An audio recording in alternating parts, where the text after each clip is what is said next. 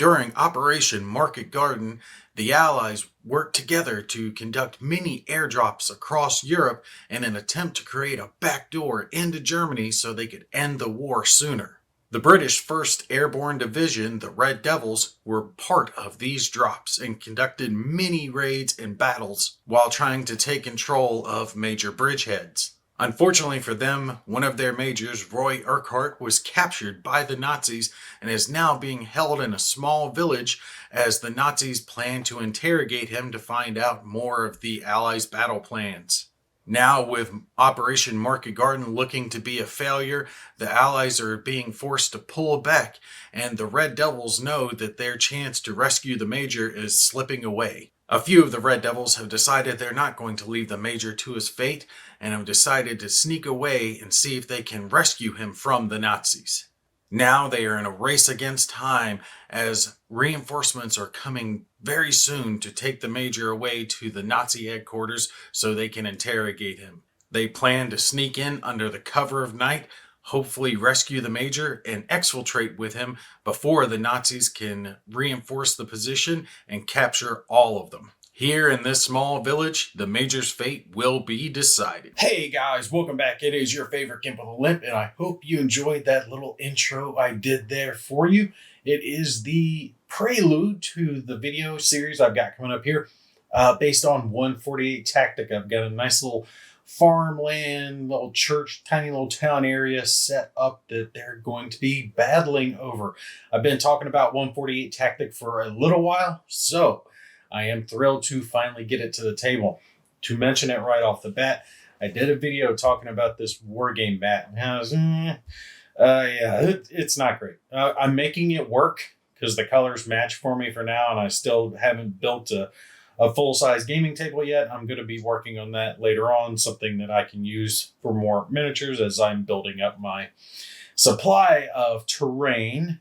But this mat will have to do until then, but I would, probably recommend something else. I was able to take away some of the glare by spraying across a matte varnish on it. It's probably not going to do a great job, but I'm not overly worried because it wasn't that expensive in the first place anyway, so screw it. Now, we are having a scenario where I've got my 4 British Red Devils here, and they are trying to rescue the Major. Now, the one I painted up is Major General Roy Urquhart, but we're going to call him a Major for now because we're not going to get the Germans capturing a general. So he's a Major for this purpose, this game instead. Now, when it comes to 148 Tactic, all of the box games come with a single sheet, right? Player aid that tells you all the rules. And it's the basic rules that you need to know. However, there are rule books that you can get that it kind of expand upon it. It doesn't really add too much. It just flushes out the rules in a much nicer fashion with diagrams, examples of play, and the like. And it does have some expanded optional rules that it touches on there at the back. So you can use this, and something that I like that they include, and this always shows me that a war game company has faith and confidence in their product, is that they don't require you to use their stuff. Think Games Workshop. They're so terrified of their shadow that they require you to, donate your firstborn to be able to buy their miniatures. 148 Tactic isn't like that. They understand you have other things. So if you want to scan and print out, or even cut and print out, they have measuring tools, blast templates, tokens here at the back. You can do all that. Same with a quick reference sheet and some more grenades and the like. And there are some cards here as well, I do believe. Yeah, here it is. So if you want to have some extra minis added to your game, they got the cards front and back here for you to use as well. See, free cards, love it. So this is one of the rule books that they have, but they do have another one because they've expanded upon the rules, and this adds vehicles to the game. I'm not really having vehicles in this game. There is a single vehicle that will be in the game, potentially, but that depends on how they do. And we're just going to go with basic rules for that, so not overly concerned with it. But If you want to have heavy weapons, if you want to have explosives, if you want to have tanks, you can do that in 148 Tactic. It is built around squads of 4-on-4, but you can expand it out. You can go company size. The unboxing I did showed you they have deck packs where you can do as many units as you really want to. The game is expandable as high as you want to go with it. The rule set is designed for individual man-on-man combat, so it's going to kind of play towards that, but there's no reason it can't be bigger if you want it to be bigger.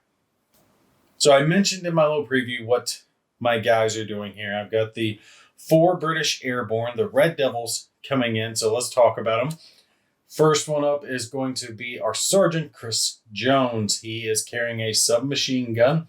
Now, when you're looking at your cards here, it shows its little picture, who he's with, how many maximum of the action tokens can be placed, so he can have 5 in a turn placed on him.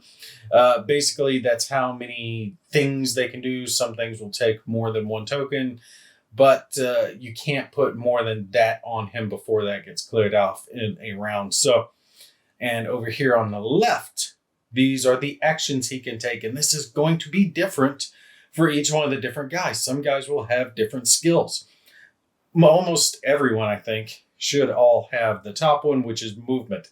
That's simply how far you're moving. You can use your own units here. We're going to use inches. So he can use 4 inches.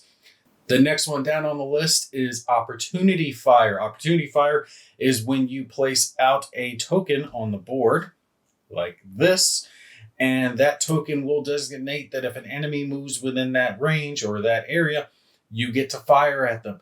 So you're going, oh, wow, look at this. It's a big map. You know, how is that really going to do me any good? Well, you can take an opportunity token, and let's say we wanted to do it, put one right there. And now this gap, the area units are going to have to move through, has opportunity fire. You do have to have line of sight to be able to place that opportunity fire, but it allows you to take that shot during an opponent's turn. Make them think twice before they try to move up and flank your units. The one below that is move and fire. Pretty self-explanatory. Move, shoot, and scope. Below that, that is suppression. Suppression is like opportunity fire in that you will be placing a token on the board, and the token will have a radius designated by the number listed there. So this would be 2 inches around. You have to have a line of sight to that, but you don't necessarily have to have a line of sight to the person that you're trying to hit with the opportunity fire. So in other words, a enemy unit can be tucked around a corner, so you fire out in front of that corner with the suppressive fire here, and that causes the enemy to not be able to fire back. It forces their head down. Thing is, when it comes to suppressive fire, only certain units can put out suppressive fire. You have to have a unit that has it on their card, and unless they are an LMG, so a light machine gun, can conduct it by themselves. Otherwise, it will take 2 units putting out that amount of fire, because a single unit can't maintain the volume of fire needed for suppressive fire unless they are a machine gun. Below that, we have a leadership icon. Leadership just means that that unit can cause another unit to go above the maximum amount of tokens on his card allowed in a turn by the number of the leadership value. So his is 2, so he can cause his friendly guys to go 2 above. However, there are some units that do have some different symbols on them. We notice our guy here, this is our designated rifleman. He has move, he has opportunity fire, but he doesn't have suppression, and he has something else. What is this? All right, so aim is right there. That is what he does besides opportunity fire. What that means is he spends another action token that he will spend to conduct the original attack. So if he just spends his attack, he'll roll whatever dice are down here on his weapon chart. But if he aims by spending that extra token, he gets to add that many more dice. In other words, he's taking his time, he's lining up his shot, and he's more likely to hit his target. This guy's a rifleman. He's my designated marksman. He has a better chance of hitting the enemy. That is camouflage. Camouflage is awesome. It allows him to have the take cover ability when he is in cover. All right, so if he is in partial cover, let's say he is like this, so he's hunkering behind a little bit of wood and stuff like that, he automatically gets the token like he has taken cover. This makes him a 1 modifier harder to hit. All right, so basically, if he's out in the open and you're going to hit him on a 4, 5, or 6, if he goes in behind cover, normally it would be a 5 or 6, but he has the ability with camouflage, which makes it to where he's only going to be hit on a 6. In other words, he is very hard to kill. This is awesome. All right, so that's all of his abilities. He's our marksman. Besides him, we also have another guy with just an SMG. He doesn't have any abilities we haven't seen yet. And then we have our LMG character here as well. He has all those icons. He does have the ability to aim, which is good for him with his weapon, but he can conduct suppressive fire by himself. Really cool, but he's a little bit slower. You see he's carrying a big weapon. His movement isn't as far, and he can't take as many action tokens, so he's not putting out as much. Now, the only things that we haven't touched on as far as the cards are concerned are down here. All right, so when we're looking at a weapon here, all the weapons will have different types of stats, but they all have the same kind of values. They're easy to understand. On the left side where it says shots, that's how many times you can shoot with this weapon in a turn. He can shoot 3 times. In other words, he's got an LMG. He's going to be putting out a lot of fire. He can put out more shots. He's good. We look again back at our rifleman that we were just looking at. He's only got shots 1. He's only firing once a turn. He's not putting out a volume of fire. He's putting out one very specific bullet. So we want him to hit his target. Now, when we're going back to our LMG guy here, see he's got his shots of 3, so he can shoot out 3. But you see L2 and S2 over here to the side. What does that mean? That has to do with his range, how many dice he's going to roll at those ranges. Shots is how many times you can shoot.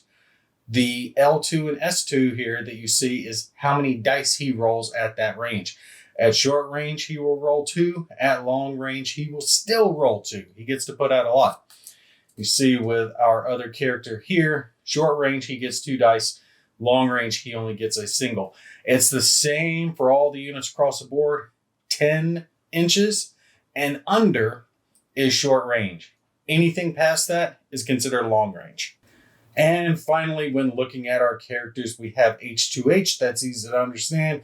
It is hand-to-hand. That's how many dice they will roll if they get into base-to-base contact. Now, with this game that I am playing, I am having some ad hoc rules for the solitaire component of the game, okay? I am doing it just a little bit different because I am conducting a sneak in mission. These guys are like the band of brothers when they sneak in to get the big blonde guy, I forget his name, episode 6 or whatever it is. In other words, it's just 4 guys who have snuck away from their unit and they're going to rescue their buddy. They're going to either rescue him or die trying. They're going behind enemy lines. We have our 2 assaulters with the SMGs who are going to be making the main assault. We have our 1 rifleman who will try to pick off the enemy, and our LMG who's going to provide suppressing fire to try to allow them to get out. Now they're going to have to get past a couple of different units. A group of Fallschirmjäger have captured the Major and they have him held in the church.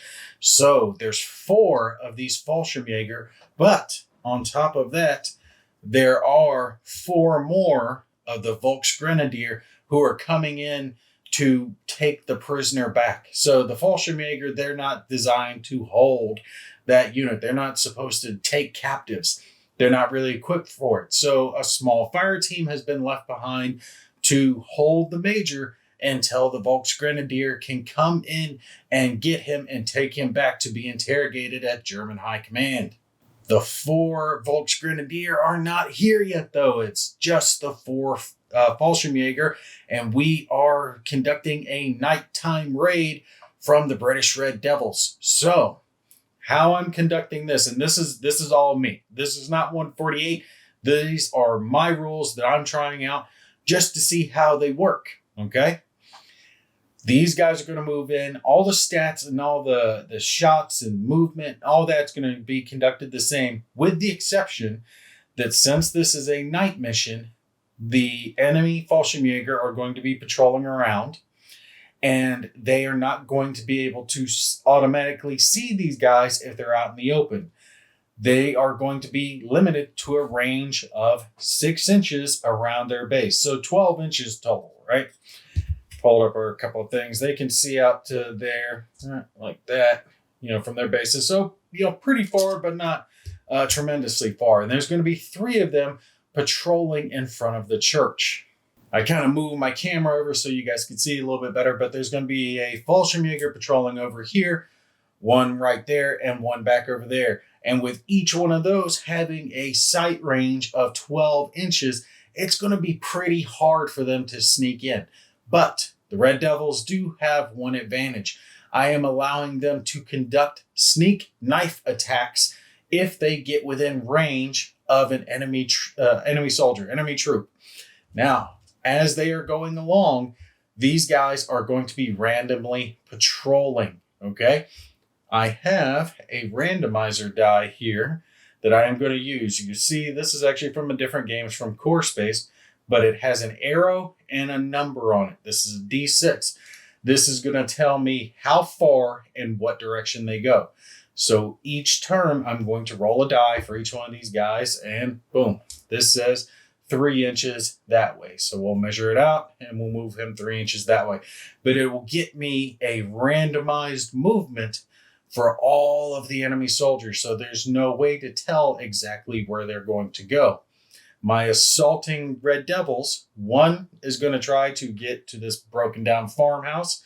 The sniper is going to try to get up there and hold his position and wait for the 2 who are making the entrance to try to get to the church.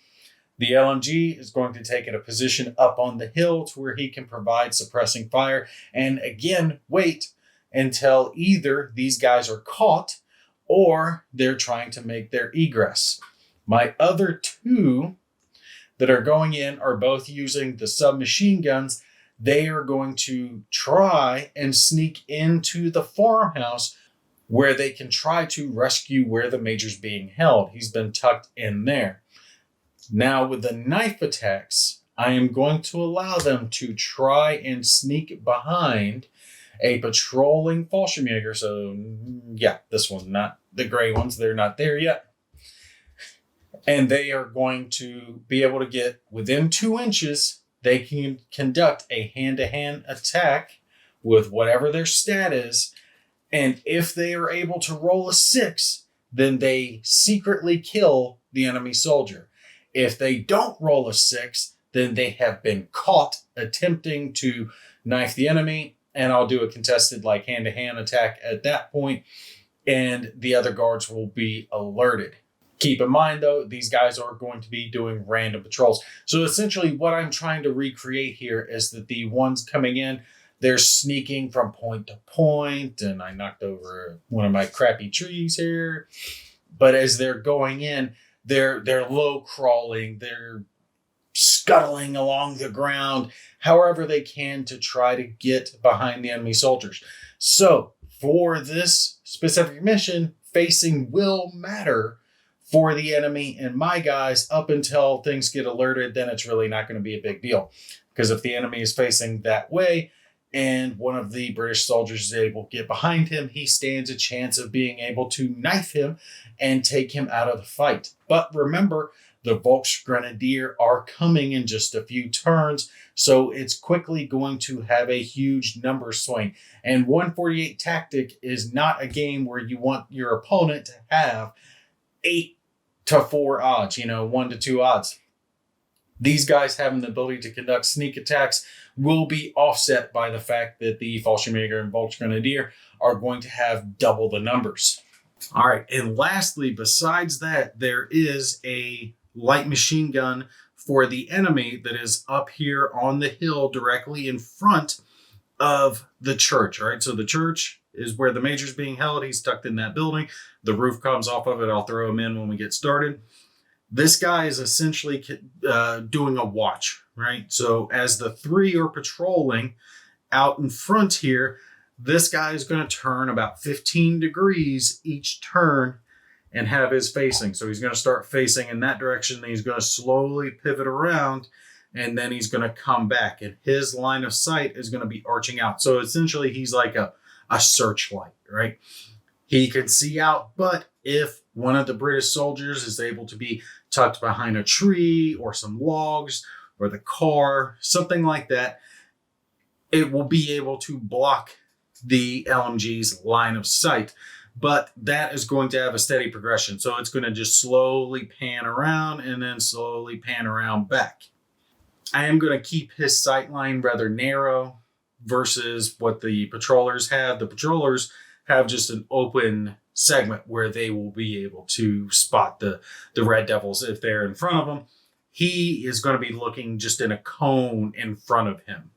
Now, remember, all of these rules, the secret, the sneaking in, the knifing, all of this is ad hoc from me for a solitaire mission of 148 Tactic. After the solitaire portion is over, once they get stuck in, start fighting, then it's just going to be straight 148 Tactic. But up until that, that's my ad hoc rules. When it comes to egress, they have two choices.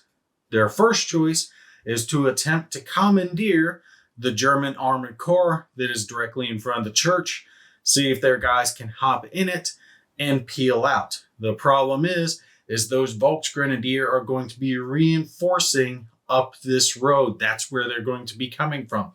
Their plan is, well, they're going to be walking in. They're not bringing in another vehicle, but their plan is to use this vehicle to take the major out. So that is a problem. They are probably going to have to shoot their way out if they have not already been caught by the time they rescue the major. On top of that, as we're looking down here, you can see kind of how spaced out everything is going to be. The sniper is going to be roughly here. At least that's my original plan. It might not go to plan. Probably won't go to plan. And the LMG is going to be tucked into these trees up on the hill, using those as cover. That means both of those guys are going to be pretty far from the car, so they're not going to be able to maintain their support if the assault team is able to actually rescue the major. If they do, then these guys need to already be on the move because that LMG is not fast.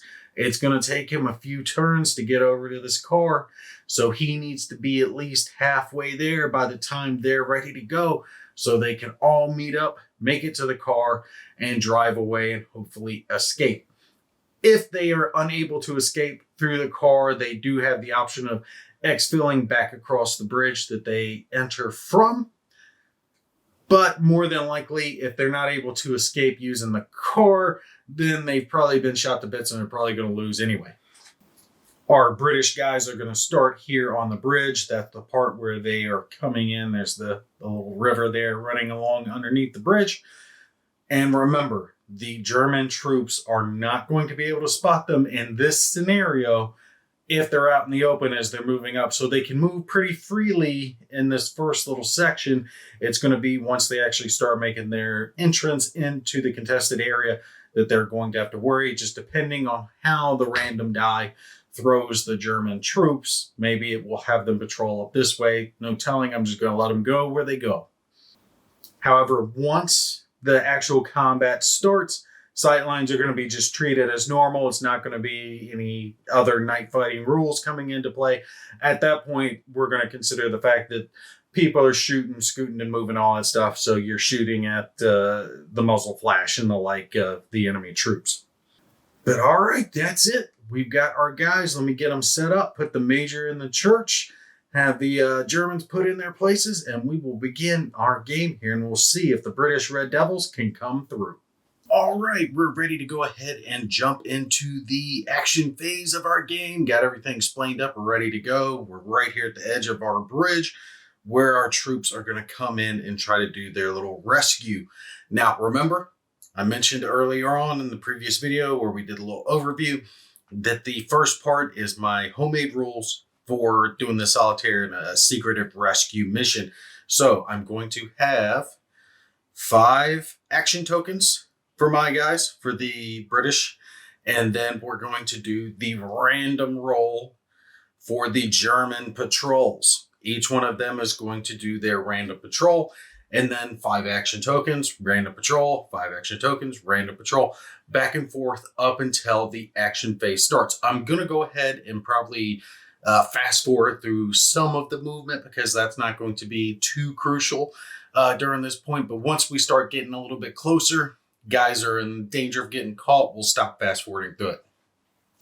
So when it comes to the British troops, all of them have at least 4 movement, with the exception of the light machine gunner. Light machine gunner only has 3, so I'm probably going to be giving him the extra action token more often than not, just so he has a little bit more movement so he can get over to this hill where he's going to get and then overwatch position.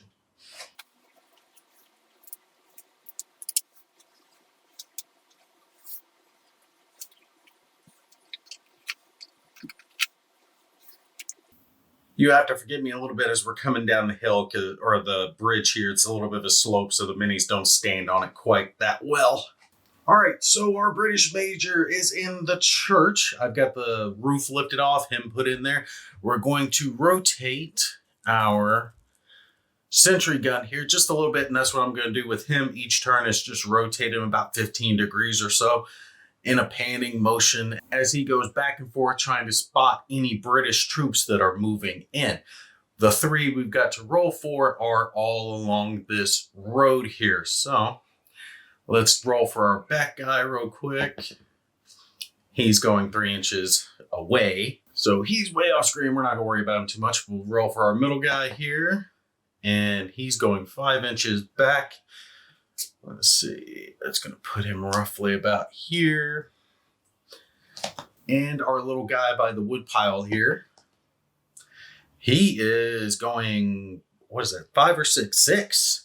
6 inches in that direction, which should just be roughly on the other side of this wood pile. All right, that gives you kind of an idea of how I am handling the movement for these guys. It's always going to be this random die up to 6 inches in any random direction. So they can move around anywhere and they will spot any British soldiers who get within their line of sight. I am paying attention to what direction this arrow is pointing. And actually, I needed to do that for him because he should have been pointing this way. Because whatever direction the die points, that's the direction he's going to be facing. So this German soldier is facing off in this direction now. And if a British troop gets anywhere within that 6-inch radius, he can be caught.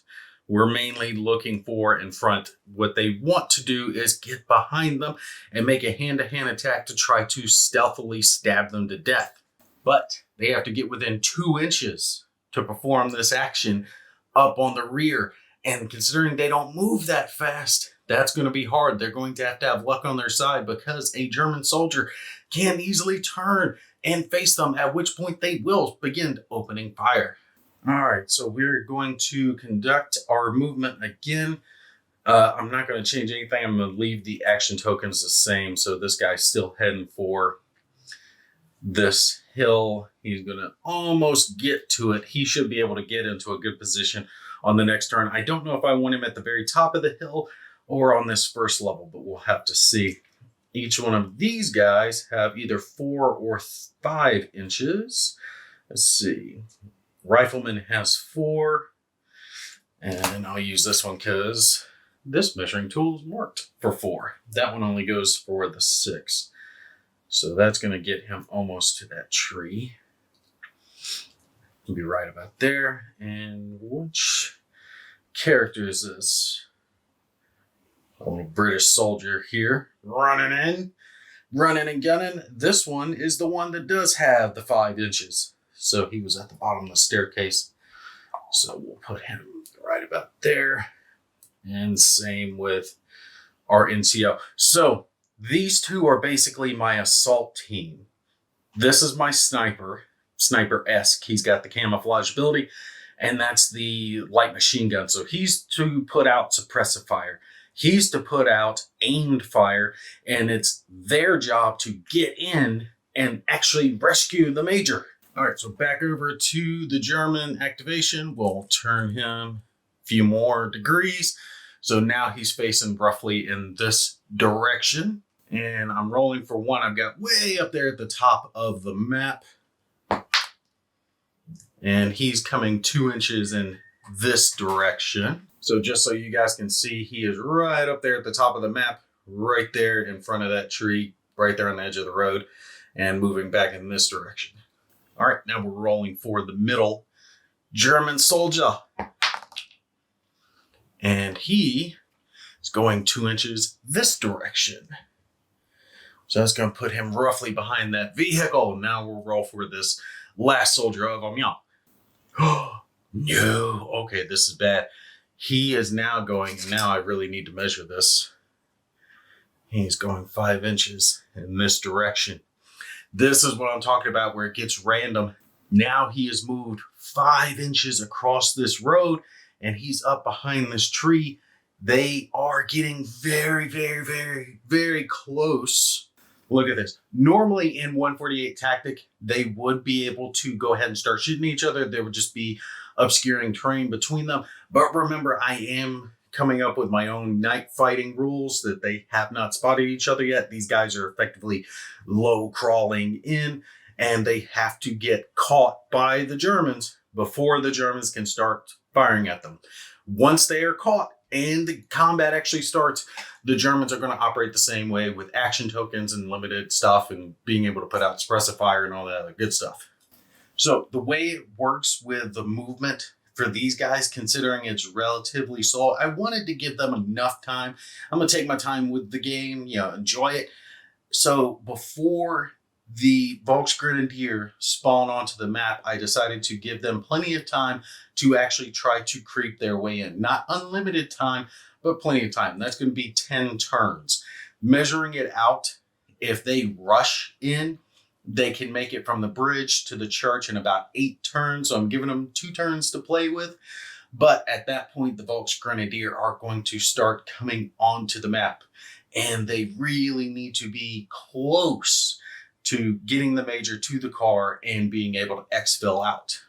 All right, so for their movement on this turn, I actually gave the extra activation to my sniper here versus, or the extra movement token rather, versus the machine gunner. The machine gunner is losing an inch as he climbs up effectively, but he's basically tucked behind this tree. He has a decent enough spot, but I kind of wanted to move him a little bit farther first. But these guys are really close to a German soldier. I don't want them to get caught. He has the ability to get over easily within 8 inches, so he can get, let's see, he has 4 and 4, so 8 inches total. That'll get him up here and he can get into his position. Basically, I've got him on the second level, peering out of a window in that broken down little woodcutter's hut, but he's not being seen, he's not being spotted, and he's not firing anyone. He is waiting till my assault team gets moved in before he takes any actions. So effectively, he's where he wants to be. He's in a nice spot where he's got good cover against the enemy, and he can start picking them off as soon as they get either caught or they rescue the major. All right, this guy's got 5 inches of movement. I'm going to tuck him behind this hill. This guy's only got 4, so I think I'm going to tuck him. I want to move him forward, but if they move, if he patrols in this direction on this turn, that will get him caught. So I think I'm going to hide him behind this tree instead, and I'll have him run up on the next turn, try to use this building as blocking line of sight to move up. He might be able to perform a knife attack, but these 2 guys can move in and attempt to get a knife hit on this dummy. All right, so let's roll for our back patroller over there. And he barely got anything. He just got a single inch over in this direction.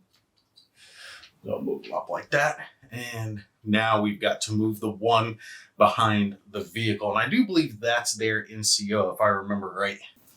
No, the Germans, that's their assaulter. This is the Germans' NCO, the one that's closest to actually being caught. All right, so he is going 4 inches in this direction. As you measure it, should put him just on the other side of this car. Very nice, pop him right there, and he is facing this direction. Now, this one's key. Where he goes is going to make a big impact because it's either going to really slow me down or it will give me a chance to rush in on him. Okay, so he's got about 3 inches in this direction. It's going to put him right about there, I do believe. Yeah, just a bit farther. All right, that could work. I've got one that's close enough. He's tucked around behind this hill. He could run up on him. His movement point is 5, which means, let's see, that is 6 movement. Yeah. If I give him 2 tokens on my next turn, he can move up and attempt to perform a knife attack against him. All right, so I am putting 1 token on this machine gunner. I'm moving him over a little bit because I want him to have a line of fire over here to be able to put out all that suppressing fire towards the enemy. And I'm not putting any tokens on him because he is where he needs to be. So he does not need anything. This allows me to give 2 movements or 2 action tokens to both the NCO and the other assaulter down over here. All right, so here's what we're going to do. I'm going to activate this one first. He's going to be able to get within range, and basically he's going to dart out and come in on his 6 and attempt a knife attack against him. Remember, you can perform hand-to-hand combat, and it's whatever that number is there is how many dice you get to roll. And for this knife attack, I am calling it a 6. You have to roll a 6. So if he can roll a single 6, he's going to knife him, kill him, he's done. If he doesn't, though, if he does not get the 6, then he will survive turn, and it will be a hands-on combat, and shit's going to kick off.